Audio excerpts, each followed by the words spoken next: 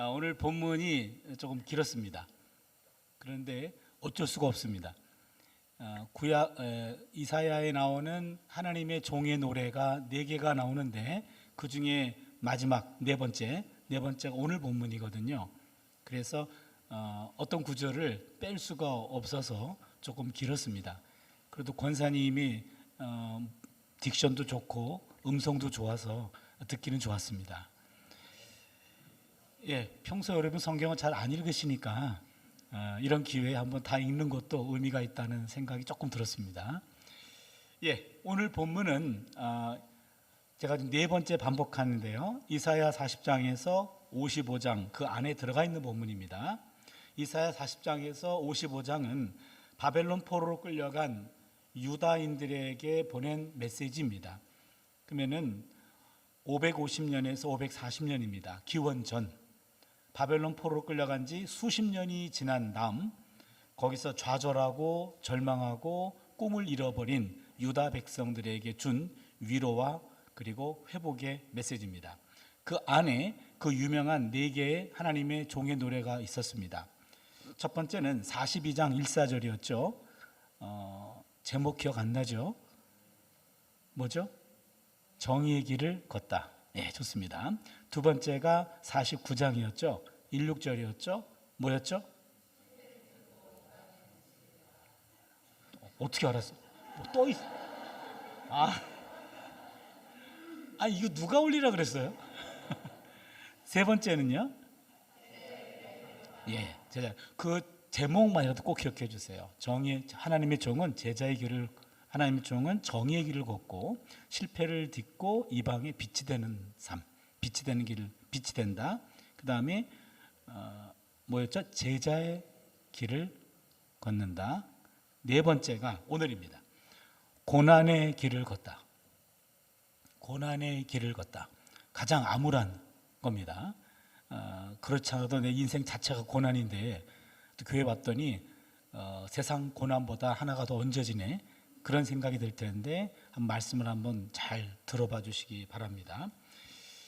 오늘 본문은 상당히 어렵습니다. 그래서 어디서 끊어 읽을까 그런 고민도 많이 했는데 그냥 다 읽어야 되겠다. 그래서 오늘 본문은 3토막으로 나눠집니다. 첫 번째 토막은 52장이죠. 13절에서 15절 거기가 종의 높아지심을 말하고 있고 그 다음에 53장 1절에서 11절 A까지예요. 상반절까지 종의 순환과 높아짐에 대한 우리보도. 우리라는 말이 갑자기 나와요. 그래서 종의 순환과 높아지심에 대한 우리 기록, 우리보도. 마지막에 53장 11절 하반절에서 12절은 종의 명예회복과 배상. 그렇게 3토막으로 나뉩니다. 그럼 첫 번째 토막인데요. 종의 높아지심에 관한 거 52장 13절 15절입니다. 13절부터 봅니다. 보라 내 종이 형통하리니 받들어 높이 들려서 지극히 존귀하게 되리라. 여기 보라라고 하는 말은 이제 중요한 말씀을 시작할 테니까 여러분 보세요. 그런 말입니다. 내 종이 형통할 것입니다 라고 말합니다. 이러한 표현은 앞으로 내 종이 형통하게 될 것이다 라고 하는 말은 지금은 안 형통하다란 말이죠. 앞으로 형통하게 될 겁니다. 이 말은 지금은 형통하지 못합니다 라는 게 전제되어 있습니다. 이제 하나님의 종은 잘 될 것이고 그리고 받들어 높이 들려서 지극히 존귀하게 되리라 하면서 종이 형통하게 될 것입니다 라는 것을 여기서 말하고 있죠. 14절을 보시면 전에는 그의 모양이 타인보다 상하였고 그의 모습이 사람들보다 상하였으므로 많은 사람이 그에 대하여 놀랐거니와 지금 14절 15절은 앞으로 형통하게 될 건데 이전과 이후의 모습에 대해서 완전히 달라지기 때문에 사람이 많이 놀랄 겁니다 라고 말하면서 14절은 과거의 모습을 말해주고 있습니다. 지금까지는 무리가 그 하나님의 종을 보고 몸소리를 쳤습니다. 사람답지 않았고요. 사람이라고 하는 말할 수 없을 정도로 일그러져 있었기 때문입니다. 이는 하나님의 종이 엄청난 괴로움을 겪어왔음을 암시하고 있습니다. 그의 모양이 타인보다 상하고 그의 모습이 사람들보다 상하였으므로 많은 사람이 그에 대해서 놀랐거니와. 15절입니다. 그가 나라들을 놀라게 할 것이며 왕들은 그로 말미암아 그들의 입을 봉하리니 이는 그들이 아직 그들에게 전파되지 아니한 것을 볼 것이요 아직 듣지 못한 것을 깨달을 것임이라. 15절에 와가지고는 아주 다른 경험을 하게 될 것입니다 라고 말합니다. 많은 민족들이 깜짝 놀라고 이방의 왕들이 너무 놀라 입을 벌리고 다물 줄을 모를 정도로 하나님의 종의 모습이 달라질 것이다 라고 말합니다. 이건 흉측한 몰골을 한 사람이 이토록 아름답게 달라질 수 있는가? 그런 놀라운 변화입니다. 도무지 이해하지 못할 것입니다. 이는 그들이 아직 그들에게 전파되지 아니한 것을 볼 것이요 아직 듣지 못한 것을 깨달을 것임이라 라는 표현은 이제껏 경험해 보지 못한 전혀 놀라운 사건으로 이제 변화를 겪게 될 것입니다 라는 뜻입니다. 여기서 열방과 왕들이 경이로워하며 놀라게 되는 이유는 고통의 혹독함 때문이 아니라 그들이 놀랐고 침묵하는 것은 그들이 목격하고 있는 그 하나님의 종이 완전히 새로워졌어요. 전무후무한 성격을 가진 사람으로 완전히 바뀌었습니다. 있을 수 없는 법한 장소에서 바벨론 포로지죠. 무기력한 포로 시대의 유대인들 속에서 그리고 가장 천한 자 앞에서 열방과 왕들은 여기서 우주를 지탱하고 민족들의 운명을 결정하는 경이로운 능력자를 만나게 되는 거예요. 이 바벨론 포로로 끌려와 있는 민족들은 유대인들만 있는 것이 아닙니다. 각 작은 국가들 속에서 여러 민족들을 붙잡아 왔기 때문에 바벨론 지역의 소수민족, 여러 소수민족 중에 하나에 불과합니다. 그 하나에 불과한 소수민족 중에서 그들의 이면에 이런 강력한 하나님이 있었구나라는 것을 여기서 눈치채기 시작한 겁니다. 하나님이 고통을 통하여 새로운 일을 시작하신다라는 것, 이것은 고통이란 미래가 없는 죽음의 결말이고 새로운 것은 없다는 세상의 상식적인 주장과 강력히 맞서고 있습니다. 오늘 본문은 고통을 통한 새로움이란 하나님의 능력이 인간의 연약함을 통하여 역사하기 때문에 이 세상에서 하나님의 뜻이 성취할 수 있다라는 복음을 말해주고 있습니다. 그리고는 이제 1절부터 11절 A인데요, 우리가 많이 알고 있는 본문입니다. 종의 순환과 높아지심에 대한 보도가 나오는데요, 조금 어렵더라도 여러분 잘 따라와 주세요. 원래 늘 어려웠잖아요, 그렇죠? 정신만 똑바로 차리시고 마지막에만 깨시면 됩니다. 1절을 보시면 우리가 전한 것을 누가 믿었느냐, 우리가 전한 것을 누가 믿었느냐, 야훼의 팔이 누구에게 나타나느냐. 여기 우리라고 하는 것은 여기서는 정확히 알려지지 않았습니다. 아마도 바벨론 포로기를 예언자와 함께 살아갔던 유다인들, 특별히 바벨론에서 같이 유배 생활하고 있는 유다 백성들을 가리키는 것 같아요. 그러니까 유다 백성들 가운데 특정한 한 사람이 하나님의 종이 있는 겁니다. 그러면서 아주 몰골이 말이 아니었는데 하나님이 그를 높이겠다는 얘기예요.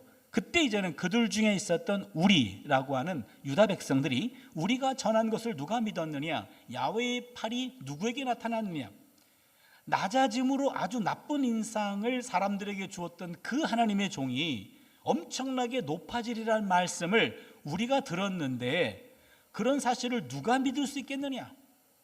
여기서 야훼의 팔이 누구에게 나타나느냐라는 말은 하나님의 능력이 그런 흉측한 사람에게 드러나리라고는 아무도 생각하지 못했음을 말합니다. 그리고는 이제 2절 3절을 보면은요, 종이 가난했고 멸시 속에 성장했음을 보여줍니다. 2절 보겠습니다. 그는 그 주 앞에서 자라나기를 연한 순 같고 마른 땅에서 나온 풀이 같아서 고운 모양도 없고 풍채도 없은즉 우리가 보기에 흠모할 만한 아름다운 것이 없도다. 그는 멸시를 받아 사람들에게 버림받았으며 간고를 많이 겪었으며 질고를 아는 자라. 마치 사람들이 그에게서 얼굴을 가리는 것 같이 멸시를 당하였고 우리도 그를 귀히 여기지 아니하였도다. 버림받았고 멸시를 받았고 귀히 여기지 않았다라는 게 특징인데, 여기 보시면 그는 메마른 땅에 겨우 뿌리 박고 있는 싹이 자라고 있는 식물과 같이 보잘것이 없었고요. 또한 아픔에 시달린 사람입니다. 병으로 낮아진 사람 정도로만 알려진 사람이에요. 아주 불치병을 겪고 있어서 저 사람은 살 만한 가능성이 없는 사람, 그 정도로 이해했습니다. 사람들은 그를 우습게 볼 뿐만 아니라 싫어하고 외면할 정도였고요. 여기서 나는 우리도 그를 무시했고 아무렇게나 대했다라고 고백합니다. 하나님의 종은 그가 당하는 순환 때문에 공동체에게 완전히 격리되었습니다. 고립되었습니다. 그로 인해 멸시와 혐오의 대상이 되었습니다. 그게 2절 3절입니다.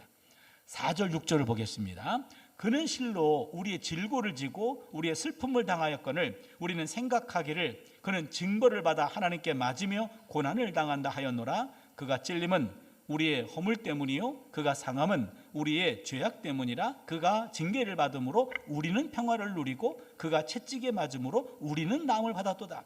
우리는 다 양 같아서 그릇 행하여 각기 제 길로 갔거늘 야훼께서는 우리 모두의 죄악을 그에게 담당시키셨도다. 여기 유명한 구절이 나왔습니다. 여기 보시면 4절 6절은 우리 때문에 순환당하게 되었음을 깨닫게 되었다라는 걸 말해줍니다. 그 하나님의 종이 그렇게 몰골이 참으로 사람 같지 않고 상하고 그리고 고통당했던 것은 그 사람이 죄 때문에 그런 것이 아니라 우리 때문에 그런 거네 라고 지금 새로운 해석을 하고 있는 겁니다.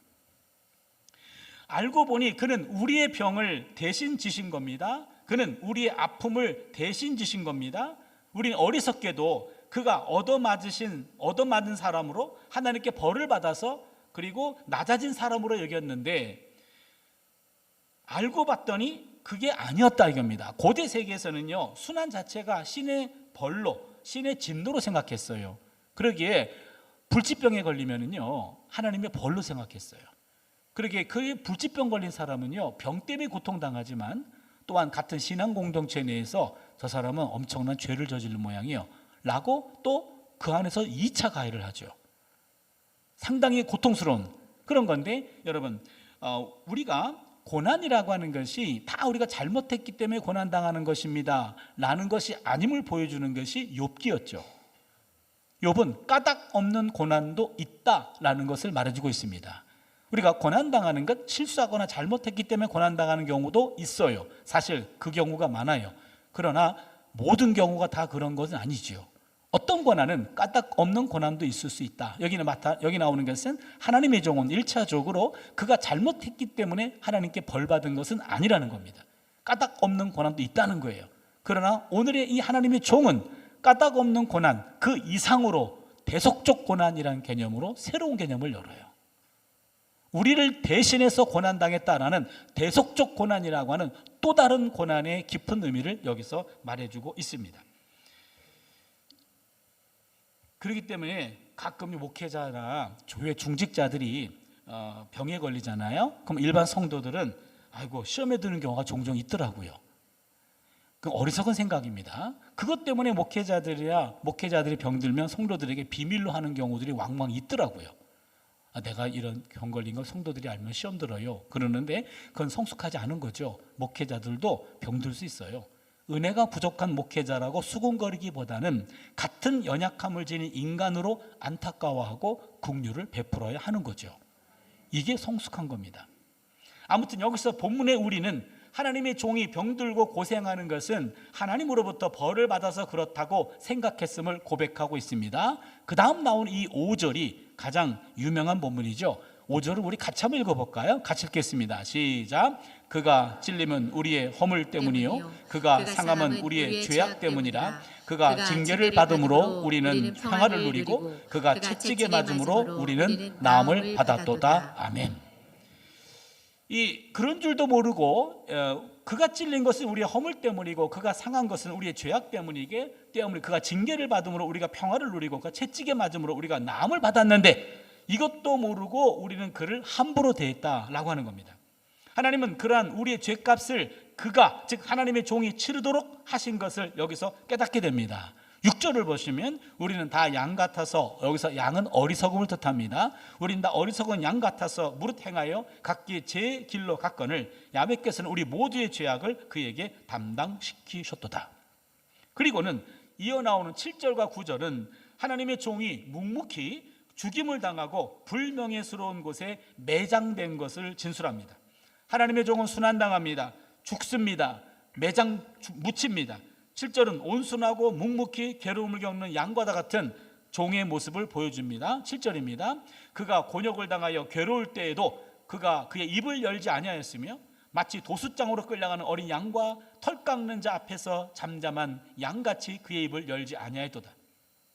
8절은요, 재판 과정을 보여줍니다. 그는 곤욕과 신문을 당하고 끌려갔으나 그 세대 중에 누가 생각하기를 그가 살아있는 자의 땅에서 끊어짐은 마땅히 형벌받을 내 백성의 허물 때문이라 하였으리요. 여기 보시면 곤욕, 신문, 형벌 다 법정 과정입니다. 재판 과정을 통해서 나름대로 형식적으로는 합법적으로 하나님의 종이 벌을 받고 처형된 거죠. 그런데 그 까닭이 그가 지은 죄 때문이 아니라 마땅히 형벌받을 내 백성, 우리의 허물 때문임을 그때는 몰랐다는 얘기입니다. 그리고 그 종은 죽어서까지도 매장 장사될 때조차도 악인으로 취급당했습니다. 거기 구절을 볼까요? 그는 강포를 행하지 아니하였고 그의 입에 거짓이 없었으나 그의 무덤이 악인들과 함께 있었으며 그가 죽은 후에 부자와 함께 있어도다. 여기 부자라는 말 좀 이해가 안 갈 거예요. 아니, 부자와 함께 있는 것이 이게 좀 문제가 되나? 이런 건데, 요 시대 때는요, 악인과 부자는 동의어로 취급됐어요. 악인과 부자는 동급으로 취급됐습니다. 성경적인 근거는 예레미야 5장 26절로 28절인데 자막엔 뜨지 않을 거예요. 제가 다시 보충했는데요. 여러분 하나 본문을 적어두세요. 이 시대에 악인과 부자는 동급으로 취급당했다. 왜냐하면 본문을 읽어드립니다. 예레미야 5장입니다. 내 백성 가운데 악인이 있어서 새 사냥꾼이 매복함같이 지키며 덫을 놓아 사람을 잡으며 새장의 새들이 가득함 같이 너희 집에는 속임이 가득하도다. 그러므로 너희가 번창하고 거부가 되어, 여기 보세요, 번창하고 거부가 되어 악인들이 살지고 윤택하여 또 행위가 심히 악하여 자기 이익을 얻으려고 송사 곧 고아의 송사를 공정하게 하지 아니하며 빈민의 재판을 공정하게 판결하지 아니하니. 여기 보시면 지금 26절에 악인이라고 하는 것은 27절에 번창하고 거부가 되었다라는 말로 악한 일로 남을 억누르고 남을 해코지하고 남을 못 살게 하고 남에게 피를 흘리면서 악착같이 돈을 모은 사람, 그게 바로 부자고 여기서 말하는 악인입니다. 그러니까 하나님의 종은 당시 경멸의 대상이었던 부자와 함께 묻힌다라는 말은 이 또한 그 하나님의 종을 악인과 또한 부자 같은 악한 사람, 경멸적인 존재로 취급했다라는 말입니다. 죽어서까지도 그는 인정받지 못했다라는 말이죠. 억울하게 죽임을 당한 겁니다. 종의 죽음은 무죄한 자의 죽음이고 폭력에 의한 죽음이었고 그의 죽음에 대해 보도하는 사람들의 죄 때문에 당한 죽음이었다는 얘기입니다. 그런데 10절, 11절에서는요 종의 구원에 대해서 말하고 있습니다. 야훼께서 그에게 상함을 받게 하기를 원하사 질고를 당하게 하였은즉 그의 영혼을 속건제물로 드리기에 이르면 그가 씨를 보게 되며 그의 날은 길 것이요 또 그의 손으로 야훼께서 기뻐하시는 뜻을 성취하리로다. 그가 자기 영혼에 수고한 것을 보고 만족하게 여길 것이라. 나의 의로운 종이 자기 지식으로 많은 사람을 의롭게 하며. 여기 10절의 첫 단어가 그러나예요. 그러나. 우리말 성경은 빠져 있습니다. 그러나 하나님은 녹초가 되도록 두들겨 맞은 그 사람이 마음에 들었다라는 겁니다. 이 어구에는 야훼 하나님이 순환당하는 종의 편에 서 있다는 거고요. 두 번째는 종이 죽은 이후에 그를 보증함으로써 그를 돌보았다라는 점이 여기에 포함됩니다. 놀라운 것은 이 하나님의 종이 여기서 이처럼 철저하게 어려움을 겪는 것은 하나님이 의도였다라는 거죠. 10절에 야훼께서 그에게 상함을 받게 하기를 원하사. 때로는 어떤 고난은 하나님의 의도적 고난도 있을 수 있다라는 것을 여기서 보게 됩니다.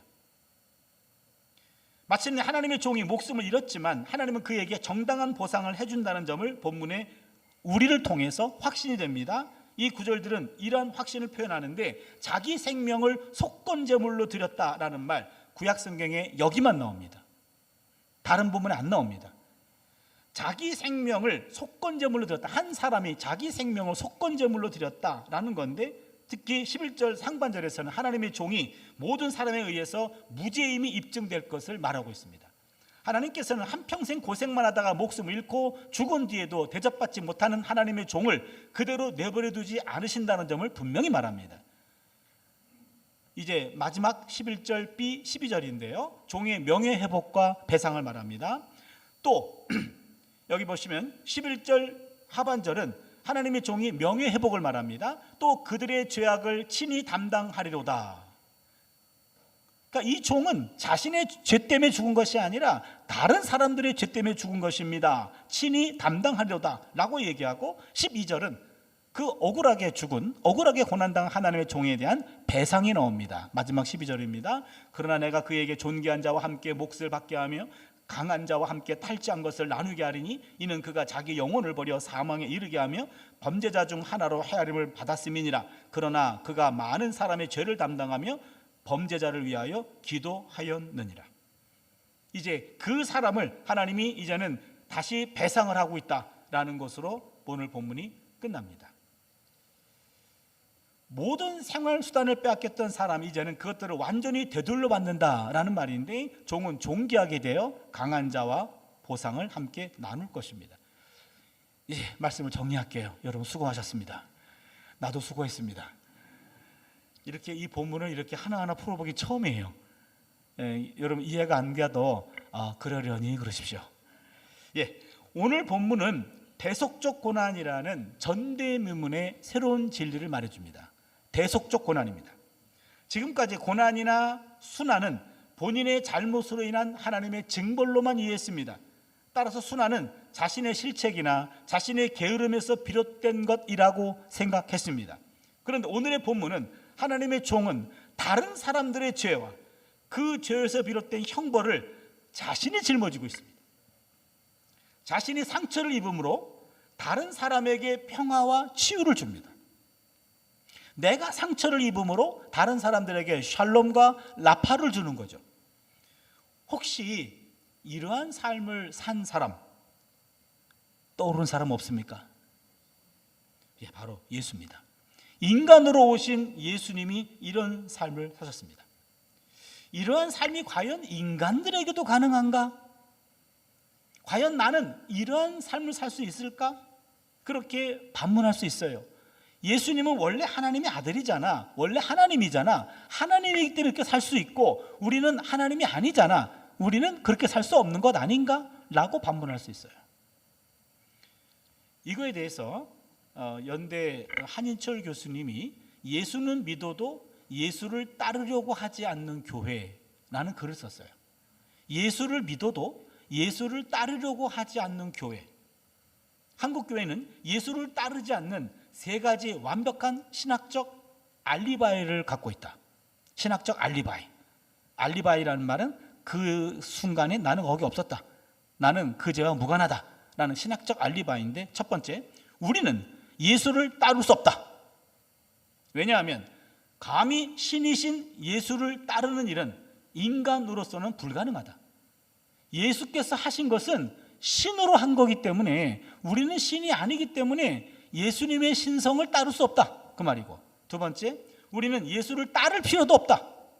왜냐하면 예수께서 이미 우리의 죄를 다 짊어졌기 때문이다.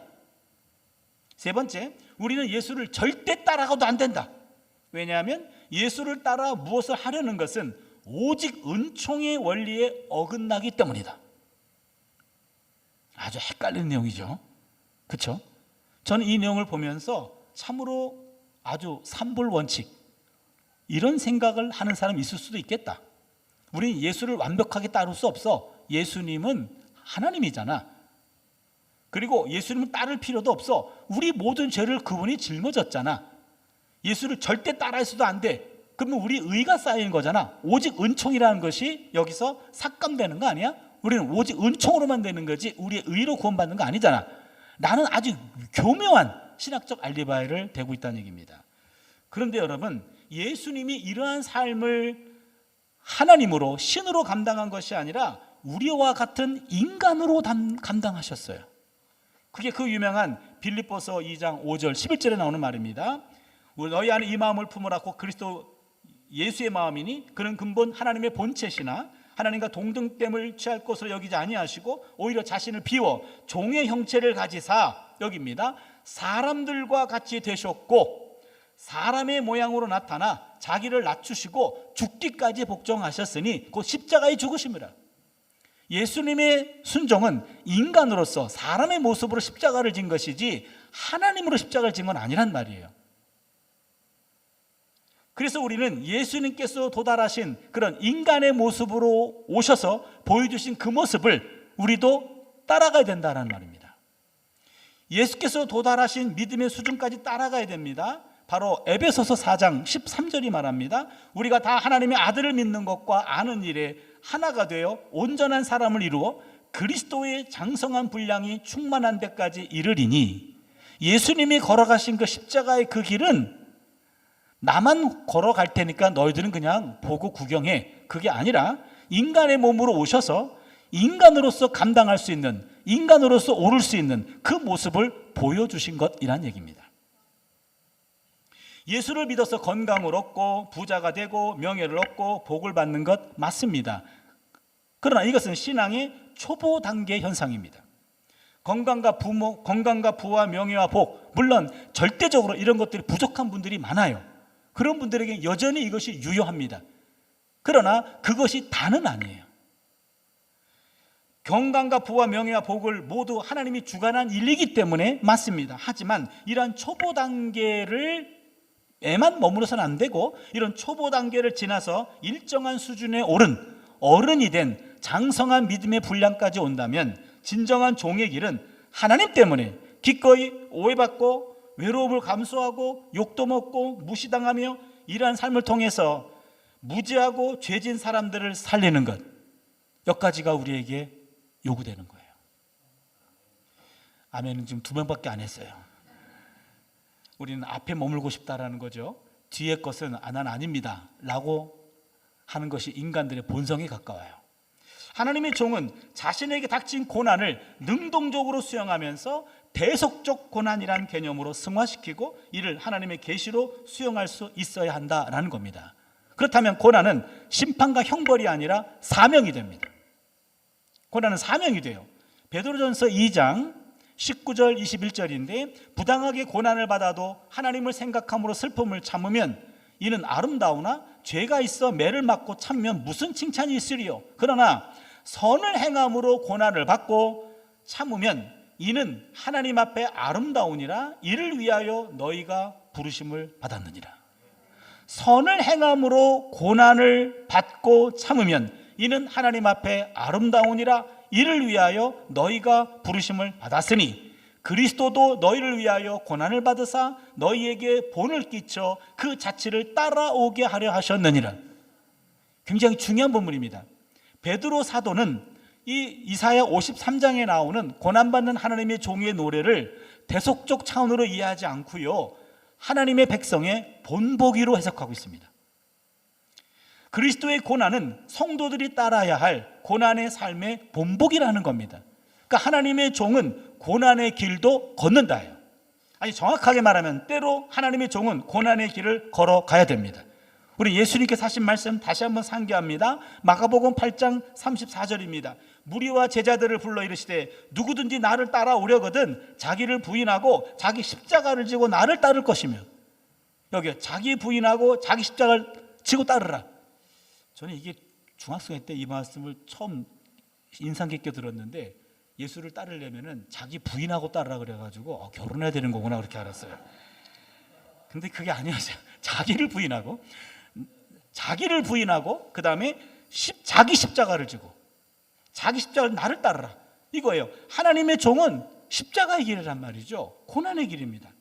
히틀러에게 저항했고 순교한 독일의 보네폰 목사님, 이분은 1906년생인데 39살에 히틀러에게 처형당해요. 순교자로 유명하신 분인데, 이분이 십자가와 고난에 관한 묵상을 나누었는데 이 말씀을 함께 나누고 말씀 마치려고 합니다. 보네폰 목사님의 십자가 고난 묵상입니다. 십자가는 불운과 가혹한 숙명이 아니라 오직 예수 그리스도와의 결속 때문에 생기는 고난입니다. 십자가는 우발적인 고난이 아니라 필연적인 고난입니다. 십자가는 자연스러운 생활 때문에 겪는 고난이 아니라 그리스도인에게 반드시 다가오는 고난입니다. 십자가는 그리스도와 함께 고난을 받는 것이요, 그리스도인의 고난입니다.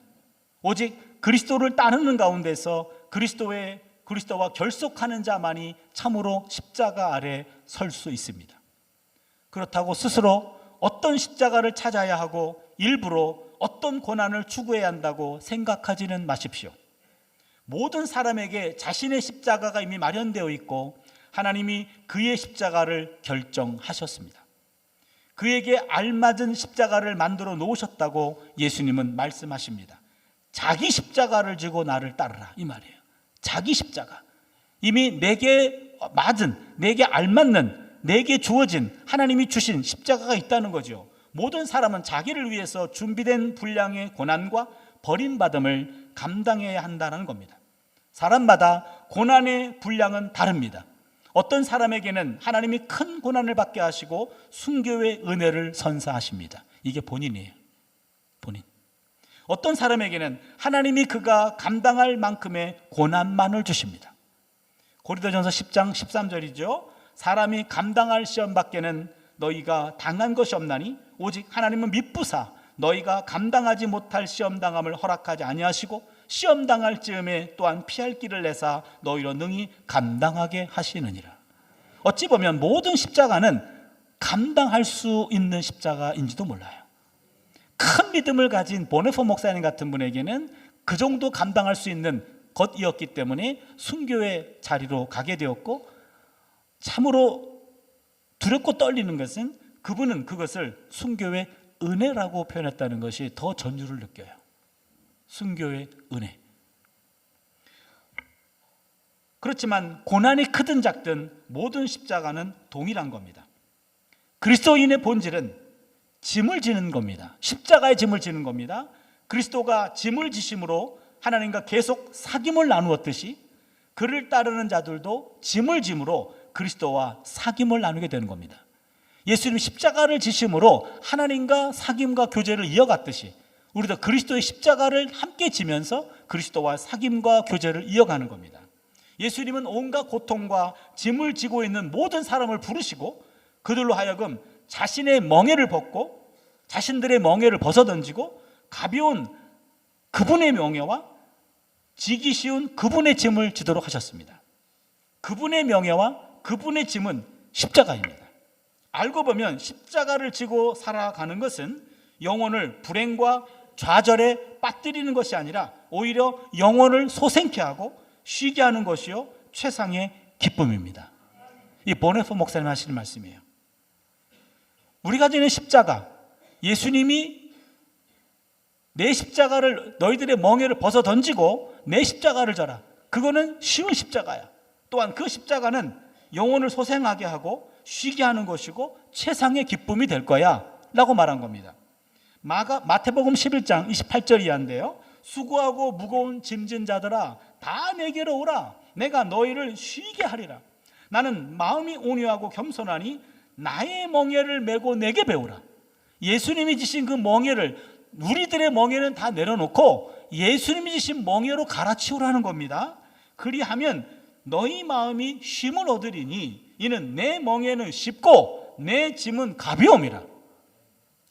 이 그리스도가 주신 그 멍에는 쉽대요. 그 짐은 가볍답니다. 과연 이것이 무엇을 가리킨 저도 좀 더 체험하고 싶어요.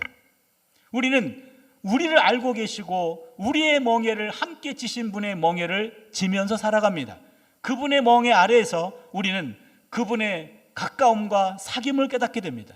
만약 그리스도를 따르는 자가 그분의 십자가를 진다면 그가 발견하는 것은 바로 그리스도 자신입니다. 여기까지가 보네포 목사님의 십자가와 고난에 대한 묵상이에요. 보네포 목사님의 글을 보면 굉장히 깊어요.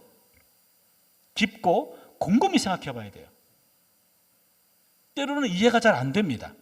그러나 그분의 삶을 연상해 본다면 그분은 자신이 살았던 것들을 신학적으로 기술하기 때문에 그분의 삶과 연결해 본다면 이해가 돼요. 그러게 보네포 목사님, 하나의 순교자로서 이런 자리를 걸어갔던 그분이 바로 십자가와 고난, 그걸 내가 짊어져 보니 곧 나쁜 것만은 아니고 영혼을 소생시키시고 또한 쉬게 하는 것이고 최상의 기쁨임을 저도 알았으면 좋겠어요. 이 길이 예수님이 주신 내 멍에가 아니라 예수님의 멍에를 같이 짊어지고 갈 때 세상에 줄 수 없는 기쁨을 줍니다 라는 말인데, 저는 그 말을 머리로는 압니다. 그러나 제 삶 속에서 저도 체험할 수 있기를 바라요. 세상에 줄 수 없는 기쁨이 바로 십자가를 지는 길 안에서 느낄 수 있다. 아마 여러분들 중에 어떤 분들은 이것을 몸으로 느낀 분도 있을지도 몰라요.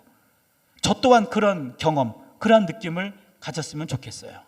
이사야 53장의 본문은 고난의 십자가를 회피하거나 남에게 떠밀지 말고 예수님이 친히 본을 보이신 것 같이 그 고난의 십자가를 우리 자신이 짊어지라는 겁니다. 우리 자신이 감당해야 할, 감당할 수 있는 십자가를 예수님께 떠넘기지 말라는 거예요. 그 정도는 우리가 스스로 짊어져야 한다는 겁니다.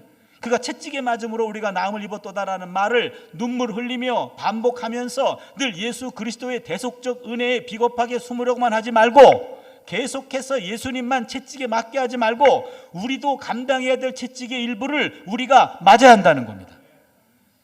저는 이 말씀을 우리가 성찬할 때나 예수님의 대속적인 십자가를 우리가 묵상할 때 묵상하는 말 맞아요. 그가 찔림으로 우리가 나음을 입는 거 맞습니다.